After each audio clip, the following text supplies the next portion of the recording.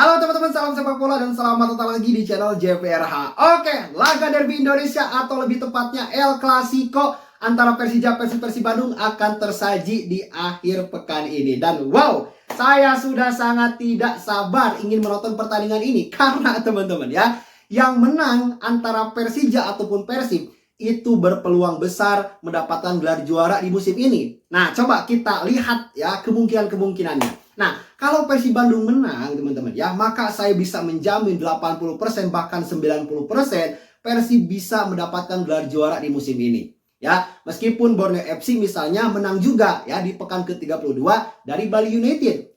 Dan kalau Persija yang menang, maka selain Persija juga berpotensi mendapatkan gelar juara di musim ini, kalaupun tidak ya mereka berpotensi berada di posisi runner up. Itu pun syaratnya Borneo FC harus kalah oleh Bali United. Dan kalau semuanya imbang, Persija versus Persib imbang, Borneo versus Bali United imbang, nah maka ini menjadi keuntungan tersendiri untuk Persib Bandung. Karena Persib akan tetap berada di atas Borneo meskipun poinnya sama. Oke, nah dan saya sudah punya catatan tersendiri teman-teman ya, yang akan memenangkan laga Persija versus Persib Bandung itu ada dua syarat yang harus ditempuh. Yang pertama, tim yang ingin menang maka harus kuat mental.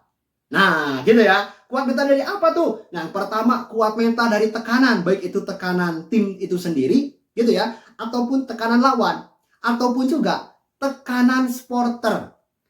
Nah, karena kan di laga derby atau laga El Clasico ini, itu pemain itu kadang kalau nggak yang kuat mental itu, kalau nggak penampilannya jelek, maka pemain tersebut itu bisa mendapatkan kartu kuning ataupun kartu merah, dan itu sudah terbukti di laga-laga El Clasico sebelumnya, gitu ya. Namun saya rasa tim yang akan menang juga itu harus pandai memprovokasi lawan, gitu ya. Karena tidak semua pure taktik di laga super panas, super ketat seperti ini.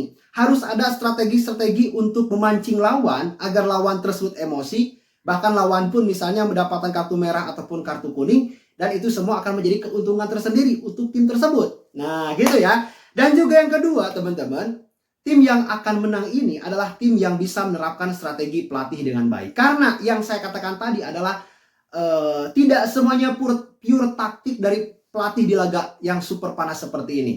Gitu. Nah, maka sekalinya bisa menjalankan skema permainan itu harus benar-benar dioptimalkan. Oke. Nah, teman-teman, sebelum saya bahas lebih panjang lebar lagi terkait laga Persib Bandung versus Persija Jakarta, maka teman-teman silakan klik tombol like dulu, klik tombol subscribe dulu, dan tuliskan ya pendapat kalian di kolom komentar. Nah, saya ingin bahas terlebih dahulu teman-teman terkait pemindahan venue pertandingan di laga ini yang wah ini ya agak sedikit gimana gitu ya. Setiap kali Persija akan menjamu Persib, ada aja ceritanya gitu. Entah itu venue di Jakarta, entah itu GBK ataupun JIS itu ada masalah. Ya, tahun kemarin lah ya, sebagai contoh, GBK itu kan dipakai konser Blackpink. Sedangkan JIS itu rusak rumputnya. Itu musim kemarin tuh. Nah, musim sekarang kejadian lagi, meskipun stadionnya tidak dipakai konser, namun bentrok dengan agenda-agenda yang lain. Dan ada informasi-informasi yang berseliweran, katanya akan dipakai oleh Ormas, katanya akan dipakai oleh PSSI. Banyak lah ya pemberitaan-pemberitaan yang muncul karena terkait alasan kenapa GBK ini gak bisa dipakai oleh Persija.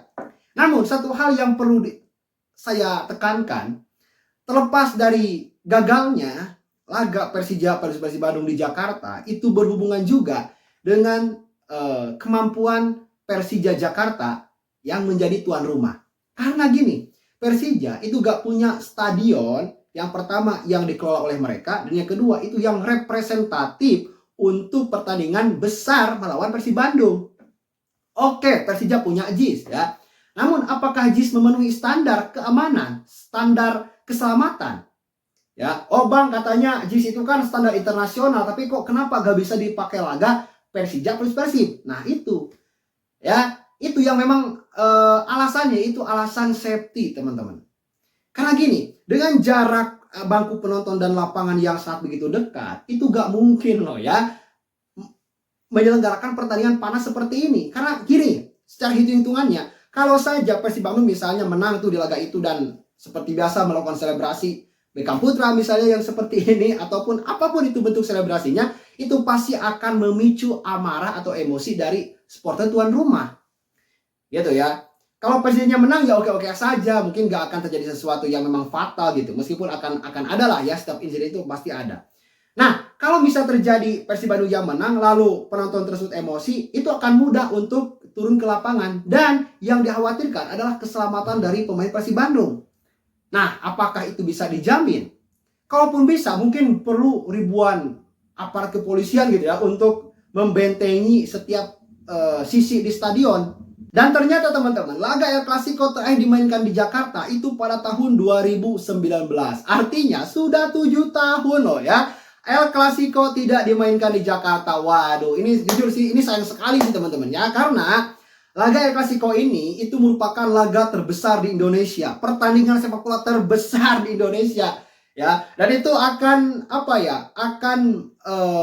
menjadi sebuah magnet ekonomi menurut saya. Dan sayang sekali kalau laga ini itu bisa di skip dari Jakarta. Ya mudah-mudahan ke depannya baik itu dari Persija ataupun pemerintah ataupun aparat kepolisian itu bisa mampu melakukan langkah-langkah preventif dan juga bisa menyelenggarakan laga ini Jakarta. Karena jujur sayang sekali ya kalau laga Derby Indonesia atau El Clasico ini sukses, itu akan menjadi sebuah pemberitaan yang sangat masif ya, itu di berbagai media. Karena di Asia Tenggara itu gak ada pertandingan sebesar Persib dan Persija, itu gak ada lagi selain pertandingan Persib melawan Persija. Oke, dari segi statistik teman-teman ya, di 5 pertandingan terakhir Persija itu belum bisa mengalahkan Persib Bandung. Bahkan saya sudah lupa kapan Persija itu menang dari Persib Bandung. Nah, mungkin untuk teman-teman yang tahu silahkan tuliskan di kolom komentar ya. Intinya di 5 pertandingan terakhir Persija itu tidak mendapatkan kemenangan sama sekali, hanya 2 kali draw dan 3 kali kemenangan didapat oleh Persib Bandung. Nah,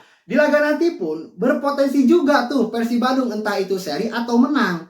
Karena Persib punya sedikit di atas mereka secara kepercayaan diri. Gitu ya. Karena track record ini ya meskipun ya untuk sebagian teman-teman mungkin apa sih track record itu apa sih gitu ya. Itu hanya bagian masa lalu. Namun tetap ini akan menjadi meskipun kecil gitu ya, namun akan sedikit berpengaruh lah ya kepada kepercayaan pemain di atas lapangan nanti.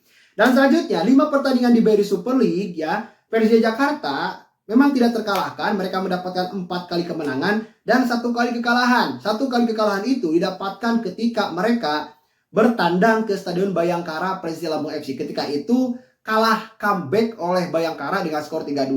Nah, sedangkan untuk Persib Bandung di 5 laga terakhir di BRI Super League, Persib mendapatkan 3 kali kemenangan dan 2 kali hasil imbang. 2 imbang Persib Bandung didapatkan ketika menghadapi Dewa United dan ketika menghadapi Arema FC. Anda untuk Persijanya pertandingan, saya rasa Persija akan bermain lebih ofensif teman-teman. Dan mereka akan mencari gol cepat, entah itu di 15 menit awal babak pertama atau di 15 menit awal babak kedua. Intinya Persija akan bermain cepat dan mencari gol cepat. Nah, sedangkan untuk Persib Bandung, Persib akan lebih bermain defensif gitu ya, dan mencari counter attack. Dan kayaknya skema counter attack-nya itu sudah dipraktekkan oleh Bojan Hodak kepada pemain Persib Bandung. Namun ini akan berubah ya ketika misalnya Persija menang duluan ya, sukses mencuri gol pertama, itu pasti tuh ya Persija akan menurunkan tempo dan Persib yang akan bermain dengan tempo cepat gitu ya. Itu tergantung tergantung situasi di atas lapangan.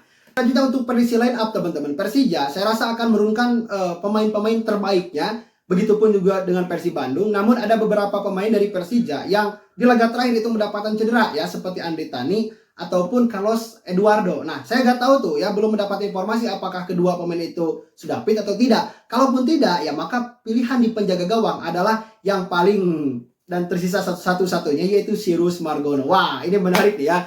Nah, sedangkan pemain-pemain seperti Jordi Amat, lalu juga Maxwell, Gustavo Almeida, Alano itu akan menjadi prioritas utama ya, apalagi di babak pertama, karena kan pemain Persija itu biasanya mereka menutup celah di lini tengah dan sebisa mungkin mereka langsung mengalirkan bola itu ke dua sayap, baik ke Alano ataupun ke sayap yang satunya lagi, ataupun bisa melalui Rehan Hanan. Jadi skema Persija di musim ini itu agak sedikit taktis sebenarnya ya dibandingkan musim-musim sebelumnya. Sedangkan untuk Persib Bandung, pilihan utama di posisi penjaga gawang itu pasti akan menurunkan Teja Pakualam ya. Di belakang itu Mat Ricardi, lalu juga Federico Barba. Di posisi back kiri Eliano, back kanan kalau gak Kakang Rundianto maka akan menurunkan Putros gitu ya. Sedangkan untuk di posisi gelandang kemungkinan akan diisi oleh Tom Haye ya, Mark Klok, Adam Alis juga berpotensi untuk tampil dari awal.